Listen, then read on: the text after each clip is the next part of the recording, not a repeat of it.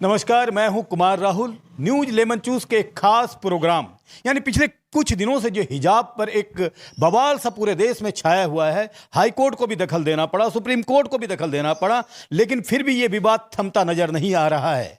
और उसी मसले पर सीमांचल का वो क्षेत्र जहां 70% आबादी जो है मुस्लिमों की है, वहां के कुछ नेताओं से आपका मैं तारुफ करा दूं। हमारे साथ मौजूद हैं जदयू के बुलंद अख्तर हाशमी और एक MIM के, आप अपना नाम बताएं। इशाक आलम, जिला अध्यक्ष। और एक युवा जो कि महज 23 साल की उम्र में जो है जिला परिषद चुने गए हैं, आप अपना नाम। फैजान अहमद। और भाजपा के जिला अध्यक्ष सुशांत गोप। इन सभी से जानेंगे कि जो हिजाब विवाद है ये पूरी तरह पॉलिटिकल है, धार्मिक है, या इस खास मकसद के साथ यूपी चुनाव के वक्त इसको उठाया गया है जिससे कि पोलराइजेशन हो सके। तो सबसे पहले हम बात करते हैं हमारे साथ मौजूद जिला अध्यक्ष भाजपा के सुशांत गोप के साथ। अच्छा, मुझे बताएं आप कि ये खास मकसद के साथ इस मुद्दे को उठाया तो नहीं जा रहा है कि इसमें पोलराइजेशन हो, क्योंकि अक्सर देखा गया है कि भाजपा और योगी सरकार और साथ में साथ जो है आपके प्रधानमंत्री साहब जो है अक्सर इस तरह की कोशिश में दिखते हैं भाषणों के द्वारा कि पोलराइजेशन हो जिससे कि फायदा उन्हें मिले। देखिए, सबसे पहले तो हिजाब विवाद नहीं है, एक संस्कृति है, एक पहनावा है। भारत बहुत यामी, बहुत संस्कृति से बना एक देश है और इसमें अलग संस्कृति, अलग ढांचा, अलग पहनावा, अलग वेशभूषा, अलग भाषा, कई विभिन्न जाति, धर्म, पंथ के लोग यहाँ वास करते हैं। सबकी अलग अलग रहन सहन ढांचा है। हिजाब पहले भी लोग पहनते थे, अब भी पहनते हैं। विवाद हिजाब से नहीं है। विवाद बनाया गया कांग्रेस और विभिन्न राजनीतिक दलों के द्वारा, तुष्टीकरण करने वाले राजनीतिक दलों के द्वारा। ऐसे कई राजनीतिक दल जो यूपी और अन्य विधानसभा में, लेकिन हवा तो आप लोग भी दे रहे हैं। ठीक है, लेकिन अपनी माहौल जो बना रहे हैं। हमने केवल इतना कहा है कि ये विभिन्न संस्कृतियों का देश है और संविधान से देश चलता है। मुझे लगता है कि इसमें कोशिश ये की जा रही है कि आप लोगों को शायद फायदा हो जाए, क्योंकि उन्हीं पे आ रहे भाई साहब, हिजाब स्कूल में नहीं पहनना ये एक मामला बनता है। सभी स्कूल का एक ड्रेस कोड होता है और आप हिजाब अगर पहनते हैं या फिर धोती पहनते हैं, टीका लगाते हैं या फिर जनेऊ पहनते हैं, पोइता करते हैं, उसके लिए अलग अलग स्कूल है। कॉन्वेंट स्कूल है जिसका अपना ड्रेस कोड है, मिलिया स्कूल है जिनका अपना ड्रेस कोड है, गुरुकुल है जिनका अपना ड्रेस कोड है। बाबा रामदेव भी स्कूल चला रहे हैं, वहाँ वो धोती पहनाते हैं, भगवा गमछा पहनाते हैं, वहाँ कोई विवाद नहीं है। और मिलिया वगैरह में या फिर जामिया वगैरह में लोग हिजाब, बुर्का मदरसा में पहनते हैं, वहाँ कोई विवाद नहीं है। लेकिन कॉन्वेंट स्कूल जहाँ का ड्रेस कोड स्कर्ट होता होगा, सूट होता होगा, दुपट्टा होता होगा, या फिर बैच होता होगा, टाई होता होगा, कोट होता होगा, कैप होता होगा, अब वहां आप कैप उतार के या टाई उतार के हिजाब या भगवा गमछा पहनते हैं तो ये गलत है। हम इसकी बात को सिरे से खारिज करते हैं। स्कूल का ड्रेस कोड है, उसके संविधान से स्कूल में शैक्षणिक व्यवस्था में समानता होनी चाहिए, न कि धार्मिक गतिविधि होनी चाहिए। हमारे साथ मौजूद हैं एक युवा जो क्या सोचते हैं इस विषय पे कि हिजाब जरूरी होना चाहिए या नहीं होना चाहिए। आप जिला परिषद के मेंबर भी हैं और 23 साल की उम्र है आपकी, तो आपका क्या मत है? देखिए, जिस तरीके से हमारे भाजपा युवा अध्यक्ष जो बता रहे थे कि हिजाब का कोई मसला ही नहीं है, ये पहनावा है, तो जिस तरीके से आप देखेंगे ये मसला उठा है कर्नाटका से, और वहाँ पर इससे पहले भी हिजाब पहना हुआ होगा। वहाँ के लोग, वहाँ के बच्चे स्कूल में जाते ही होंगे हिजाब पहनकर। इन अचानक ये मुद्दा यूपी इलेक्शन के समय कैसे कूद जाता है, एक बहुत बड़ा सवाल है। अपने आप में एक बहुत बड़ा सवाल है। आप क्या सोचते हैं? ये सोचते हैं टोटल पोलराइज है, टोटल ये मुद्दा। ये मतलब हिजाब का जो मामला है, क्या ये मतलब इसेंशियल होना चाहिए मुस्लिम लड़कियों के लिए? क्या देखिए, हमारा जो पहनावा है उसमें आप क्यों दखल अंदाजी करेंगे? आपके पहनावे में और मेरे पहनावे में कोई दखल अंदाजी कैसे कर सकता है? ड्रेस कोड सही है क्या? ड्रेस कोड ठीक है, स्कूल तक के लिए तो ठीक है, ये होना ही चाहिए। अगर आपको स्कूल तक के लिए मानना पड़ेगा, अगर आप नहीं मानते हैं तो हमारा भी बहुत जगह हम तो स्कूल की ही बात है ना। देखिए, उससे पहले भी तो वहाँ हिजाब पहन के जा रही थी मुस्लिम बच्चियाँ, अचानक यूपी इलेक्शन के ही समय क्यों? एक बहुत बड़ा सवाल है अपने आप में कि यूपी इलेक्शन ही के समय हिजाब का मामला। आपका मानना है कि स्कूल में जो है ड्रेस कोड होना चाहिए? बिल्कुल होना चाहिए, इसमें कोई शक की बात नहीं। अभी एक और हम ये बता दें कि कोई पहनावा पर जो सवाल खड़ा कर रहे हैं, अलीगढ़ मुस्लिम यूनिवर्सिटी के बगल में एक स्कूल है, वहाँ पर भगवा रंग का कलर पहन करके बच्चे स्कूल जा रहे हैं, तो वहाँ पर क्यों नहीं मना कर रहे आप? तो चीज़ें जो साफ है वो दिखने लायक है कि आप टोटल यूपी को पोलराइज करना चाहते हैं और हिंदू मुस्लिम में बांटना चाहते हैं। अब हमारे साथ जुड़ गए हैं आरजेडी के गनी भाई और कुछ उस्मान गनी भाई जिसको कहते हैं हम लोग, और वो जुड़ गए, उनसे भी कुछ बातें करेंगे। लेकिन सबसे पहले हम लोग बात करते हैं MIM की। MIM पार्टी जो यूपी में लड़ रही है चुनाव, ऐसा माना जा रहा है कि वो सेकंड फिडल है बीजेपी का, और बीजेपी को जिताने के लिए जो है वोट कटुआ के तरह काम कर रही है और इसी तरह उस तरह के बयान दे रही है जिससे कि बीजेपी को फायदा हो। देखिए, ऐसा कौन लोग कह रहे हैं ये आप जान रहे होंगे। आखिर ये कौन लोग कह रहे हैं ये आप जान रहे होंगे। ऐसे लोग जिन्होंने भारत की आज़ादी के बाद आज तक मुसलमानों का सिर्फ शोषण किया, मुसलमानों को हक अधिकार के नाम पे उनको ठेंगवा दिखाया और दिखाया आरएसएस और भाजपा का डर कि ये देखो शेर आ रहा है तुमको खा जाएगा, और ये डर दिखा के आज़ादी के बाद से आज तक आप बॉडी भर भर के हमारा वोट लेते रहे। अब आपको क्या फायदा होगा, मान ले ये नहीं इस तरह का बयान दे रहे हैं तो हमारा अपना नेतृत्व होगा, हमारा अपना नेतृत्व होगा। अगर अगर हमारा मान सम्मान के लिए अगर लड़ाई लड़ेंगे, हम आपके साथ हैं। अगर आप हमारे मान सम्मान के लिए क्या सोचते हैं हिजाब का जो ये स्कूल में जो प्रचलन की बात कही जा रही है, जो पहले सब कुछ सही चल रहा था, अचानक ये विवाद उठा, आपका क्या मत है? देखिए, ये तो 100% भाजपा के द्वारा ये रची गई साजिश है और कर्नाटक में भाजपा की सरकार है और 100% ये वोट का प्रदर्शन करने के लिए इस तरह का क्या है। आप भी तो वही कर रहे हैं, आप भी तो वही कर रहे हैं। ये नहीं, मैं क्यों कर रहा हूँ? हमारा हक है और हमारा अधिकार है। हम आपको कैसे बोल सकते हैं कि आप तिलक मत लगाइए? हम आपको कैसे बोल सकते हैं कि आप पगड़ी मत? स्कूल में तो ड्रेस कोड होता है। ड्रेस कोड तो है ही। हम हाई कोर्ट ने भी कहा है कि कोई भी धार्मिक कपड़े जो है पहन के आना मना है। हाई कोर्ट को आप गलत तरीके से समझा रहे हैं साहब, हाई कोर्ट को गलत तरीके से समझा रहे हैं। हम ड्रेस कोड का कभी भी विरोध नहीं करते हैं। ड्रेस कोड जो है आपका लाल पीला शर्ट है वो हम पहनेंगे, हमारा नीचे में जो पहनना है वो पहनेंगे, लेकिन हम सर को ढकते हैं, उसको बोलते हैं हिजाब। हिजाब का मतलब क्या हुआ? बुर्का और हिजाब में बहुत अंतर है। बुर्का हुआ पूरे बदन को ढका जाता है काले से, और हिजाब हुआ जो सर को ढका जाता है, मुंह को ढका जाता है, इसको ढका जाता है। आखिर उसमें कहां से हम गलत है, कहां पे हम गलत हैं बताइए? हम आपका जो ड्रेस कोड है हम वो पहने। आप सपोर्ट किस चीज को कर रहे हैं? हम हिजाब को सपोर्ट कर रहे हैं, और ये सदियों से, जब से दुनिया बनी है और जब से इस्लाम धर्म आया है तब से हिजाब है। अब यह है कि हमारा मानना है कि हम दाढ़ी नहीं रखेंगे, तो हमको आप जबरदस्ती नहीं कर सकते हैं। हम हिजाब नहीं पहनेंगे। हम मुस्लिम में ही बहुत सारे लोग हैं जो नहीं पहनते हैं। हमारी माँ दादी लोग हिजाब पहना करती थी। हमारे आज के जो नए जनरेशन के बच्चे नहीं पहनते, नहीं पहनेंगे। लेकिन जो पहनते हैं उन पे आप जबरदस्ती ये नहीं कर सकते हैं कि आप खाएंगे क्या, पहनेंगे क्या। ये भारत का संविधान में ये अधिकार तो आपको मिला है, और इस संविधान के अधिकार से हम बाहर तो जाना नहीं चाहते हैं। हम स्कूल का ड्रेस कोड का ही पालन करेंगे और हमारी धर्म की जो मान्यता है हम उसको भी पालन करेंगे। हमारे साथ जदयू के बुलंद भाई हैं, उनसे हम जानना चाहते हैं। बीजेपी की सपोर्टिंग पार्टी है बिहार में, और मुझे ये बताइए कि हाईकोर्ट के आदेश को भी अब नहीं माना जा रहा है, जबकि हाईकोर्ट के आदेश में ये कहा गया है कि जब तक नया कोई आदेश नहीं आता है तब तक कोई भी धार्मिक कोड के साथ, ड्रेस के साथ स्कूल ना जाए, लेकिन वहाँ के लोग नहीं मान रहे हैं। इसमें आपकी क्या पड़ती? देखिए, आप हिजाब को धार्मिक कोड से मत जोड़िए। हिजाब का मानी होता है पर्दा। हमारे मज़हब में, शरीयत में ये कहा गया है कि हिजाब का मतलब में सिर्फ औरतों का ये कलाई से बाहर ये चेहरा सिर्फ खुला रहेगा, यहाँ तक के बाल को भी हिजाब में ढकने की इजाज़त है। समझ गए ना?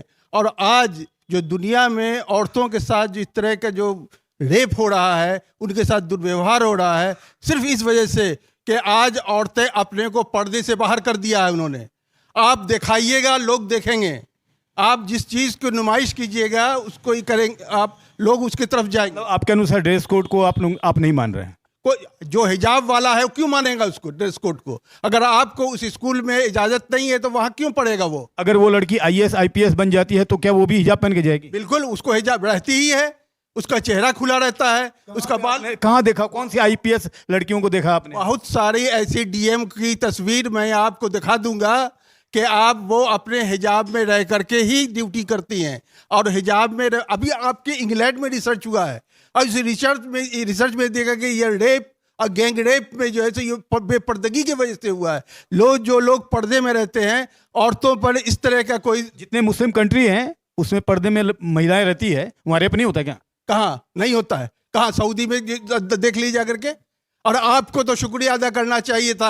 आपको मैं बता दूं, आपके मुस्लिम कंट्री जो सऊदी अरब हैं, उसने शरीयत के बहुत से कानून से अलग होकर के बहुत सारा चीज़ बना दिया। आज जो सलमान है वहाँ के जो बादशाह हैं, उसने महिलाओं को कार चलाने के लिए अलाउ कर दिया, हवाई जहाज चला रही है महिलाएं, बहुत सारे कानून को लिबरल कर लिया, तबलीग की जमात को खत्म कर दिया। ये वहाँ पे देखिए, पुरातनपंथी आप बन रहे हैं। नहीं तो आप हिजाब को पुरातनपंथी में क्यों जोड़ रहे हैं भाई? वो दूसरी चीज है, वो जो अपने हवाई जहाज उड़ाने का उनका ये है, लेकिन हिजाब पहन के नहीं चला रही है ना। क्यों?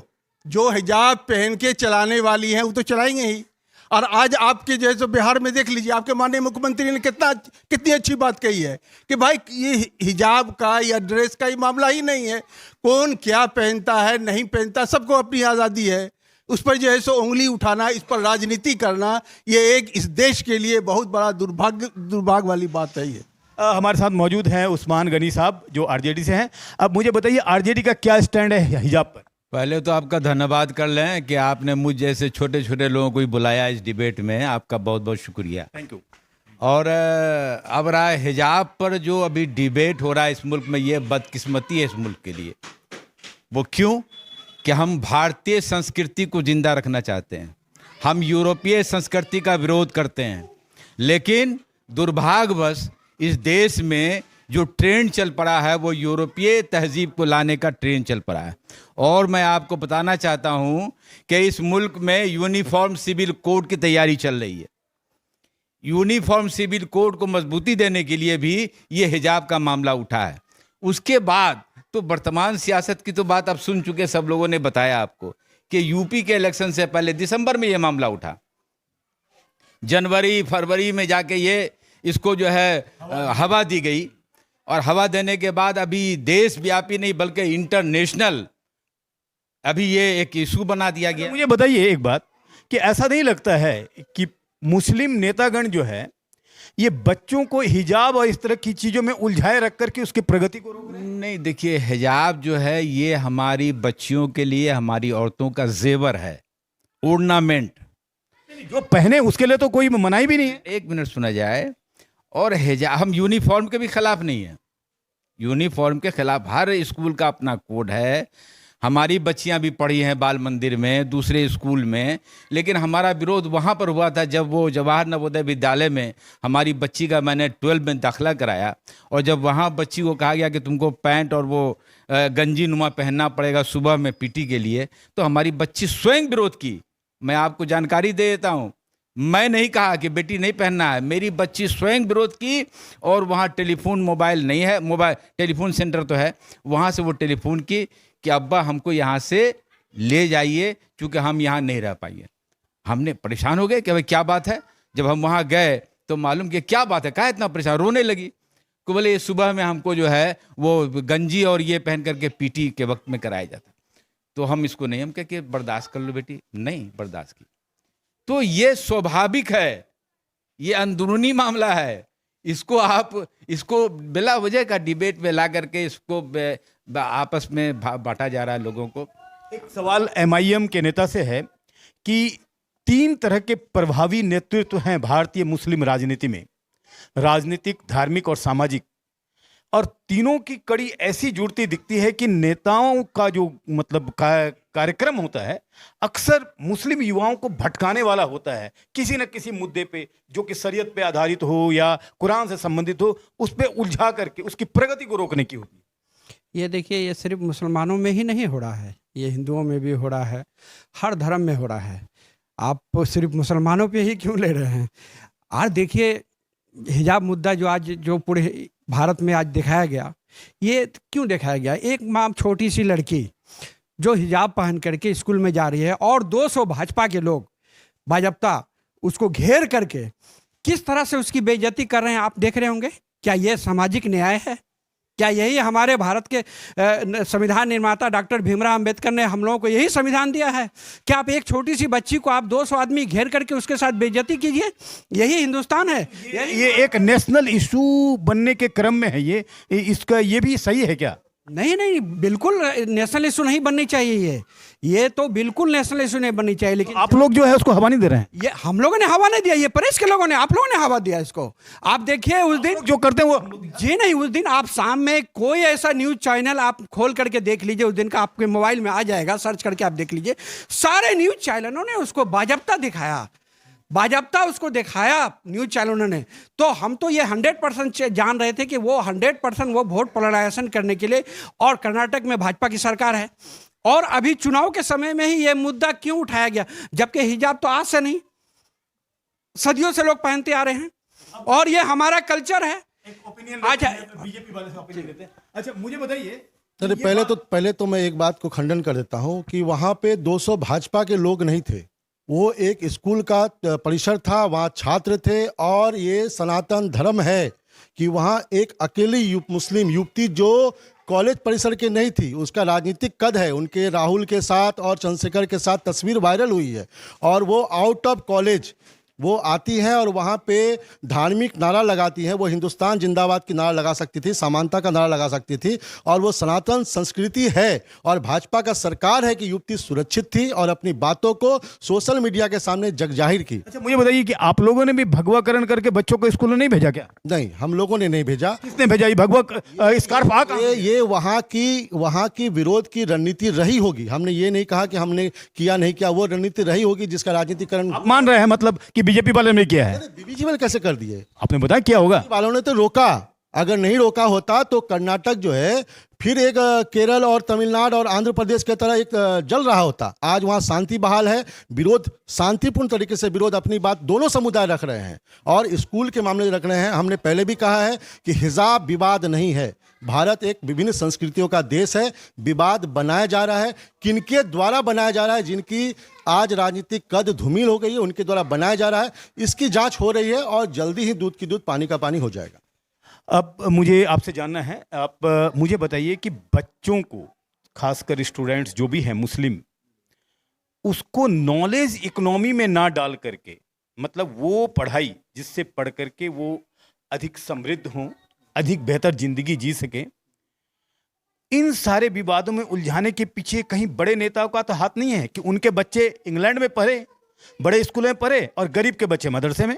देखिए बिल्कुल यही बात है, आपने फिर मदरसे को लाके जोड़ दिया। अभी हमारे सर बता रहे थे कि ये हिजाब पर डिबेट नहीं होकर अगर इकोनॉमिकल हम जो पिछड़ेपन में हैं इस पर अगर डिबेट होता तो शायद देश तरक्की कर जाता। और आप भी फिर बीच में मदरसा ला के खड़ा किए। मेरा एक उदाहरण के तौर पे था कि छोटे स्कूलों में मदरसे में पढ़े। मैं आपको ये बताने की कोशिश कर रहा हूँ कि जिस तरीके से कुछ दिनों में हमारे इस हिंदुस्तान की पवित्र धरती में जिस तरीके से पोलराइज किया गया सभी धर्मों को, कौन कहता है कि यादव कट्टर नहीं होता है, मुसलमान कट्टर नहीं होता, हिंदू कट्टर नहीं होता, सब अपने धर्म के इसमें कट्टर होते हैं। अब कोई अलग पार्टी में जुड़े हुए तो नहीं मान रहे हैं। मेरा सवाल ये था कि नॉलेज इकोनॉमी की बात कर रहा हूँ, बच्चों को उसके, चूंकि आप काफी यंग हैं, लेकिन आप भी सोचते होंगे कि बच्चों की अच्छी तालीम मिलनी चाहिए जिससे कि बेहतर जिंदगी जी सकें। बिल्कुल, इसमें तो डिबेट होना ही चाहिए। आपको हम बता रहे हैं कि नॉलेज के बारे में कोई तो डिबेट करेगा नहीं, चाहे प्रेस वाले हो चाहे हमारे लीडर लोग, वो सोचते नहीं है। आज अगर हम एक युवा चुनकर आए हैं तो हमारी एक सोच होनी चाहिए कि एजुकेशन में हमारे सीमांचल को कैसे आगे बढ़ाया जाए।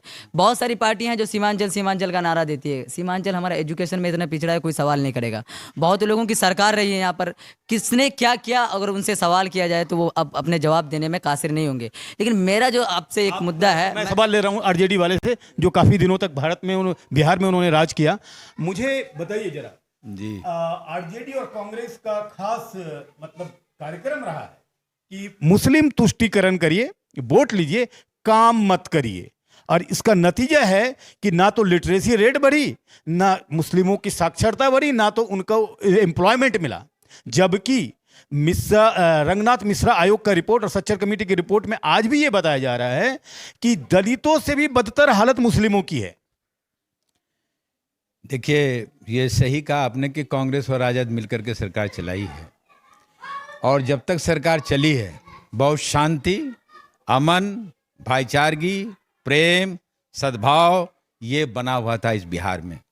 एजुकेशन खत्म कर दिया था आपने, तालीम के मामले में एजुकेशन खत्म कर दिया था। बिल्कुल नहीं, तालीम में शिक्षकों को तनख्वाह नहीं दिया, बच्चे स्कूल से भाग गए, एजुकेशन का जो टाइमिंग था वो बिल्कुल 1-1 साल 2-2 साल डिले हो गया। देखिए तालीम का हाल तो अभी बुरा है।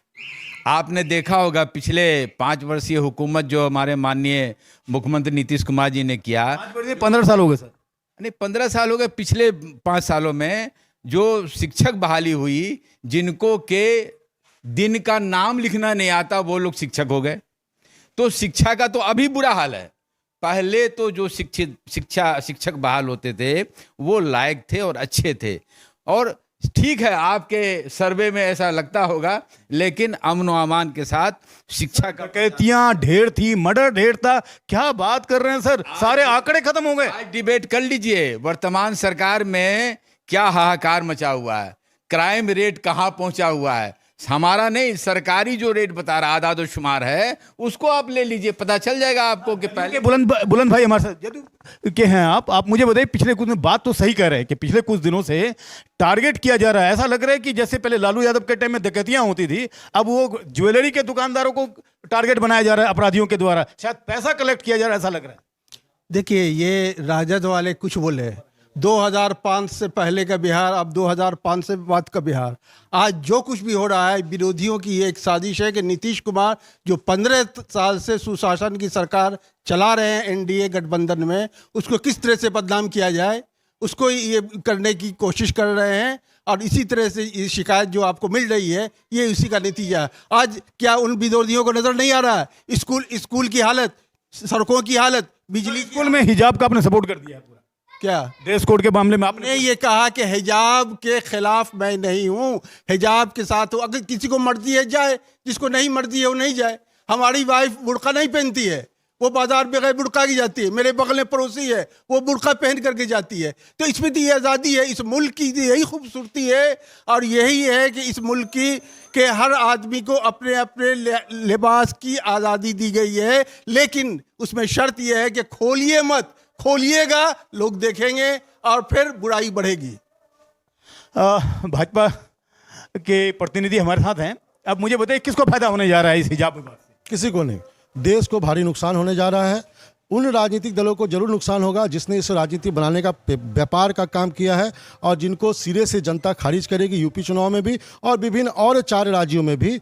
उस राजनीतिक दलों को जिन्होंने ये मुद्दा बनाया होगा उनको जरूर नुकसान होने जा रहा है। विवाद भाजपा शासित राज्य से ही शुरू हुआ है और चुनाव भाजपा शासित राज्य में ही हो रहा है और पोलराइजेशन की कोशिश भाजपा के द्वारा ही की जा रही है, तो फायदा किसे होगा? भाई साहब, आप प्रेस से हैं तो जहां पे सरकार है विरोधी उसका फायदा उठाने का प्रयास करती है। सरकार कोई मामला विवादित नहीं खड़ा करती है। एंटी इनकम्बेंसी का भी मामला था। एंटी कंपल्सी तो विरोधी करेंगे ना, सरकार के पक्ष के लोग थोड़ी विवाद खड़ा करेंगे अपने राज्य में ताकि शासन व्यवस्था खराब हो और उनका लाभ। अभी क्या हुआ, अभी प्रियंका यूपी की बेटी थी और पंजाब में बिहारी और यूपी वाले को भगाने की बात कर रही है, तो वहाँ वो पंजाब के फायदा देख रही है और यूपी आती है तो वो बेटी हो जाती है।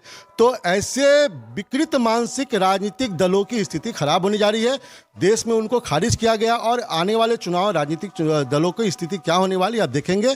सबका साथ, सबका विकास, सबका विश्वास के साथ भारतीय जनता पार्टी काम कर रही है और सभी धर्म पंथ के लोगों को अपने अधिकार के साथ, संस्कृति के साथ जुड़े रहने और देश हित में काम करने के लिए प्रयासरत रहेगी और जरूर करेगी। धन्यवाद। आपका मुद्दा भी है और यूपी में चुनाव भी है, तो कितना फायदा हो जाएगा?